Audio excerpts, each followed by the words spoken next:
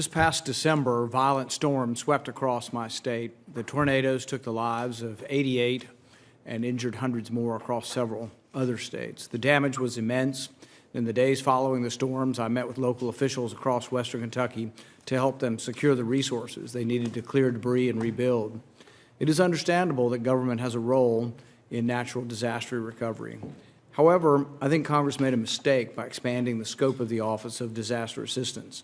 That office, already tasked with helping rebuild after natural disasters, had plenty of responsibilities without also having to clean up man-made economic disasters like the ineffective and authoritarian COVID lockdowns.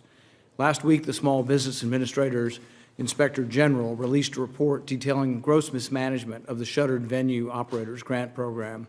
For example, the IG found that the SBA knowingly chose a riskier method of distributing funds.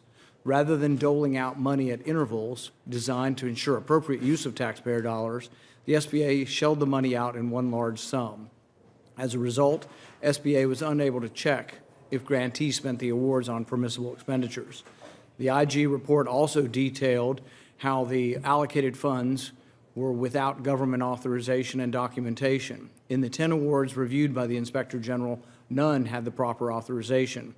This stunning absence of safeguards resulted in over $33 million in unauthorized commitments that we know of.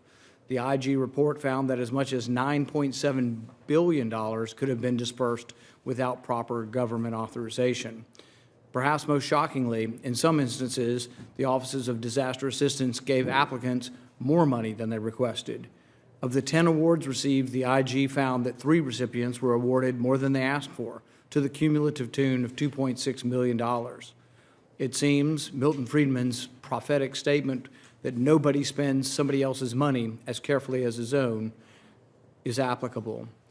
To adequately address these concerns, my staff requested that the committee invite Inspector General Mike Ware to testify today, but unfortunately that request was declined.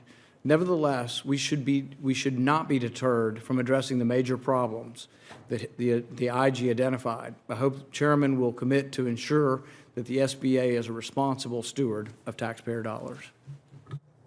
And let me thank Senator Paul. As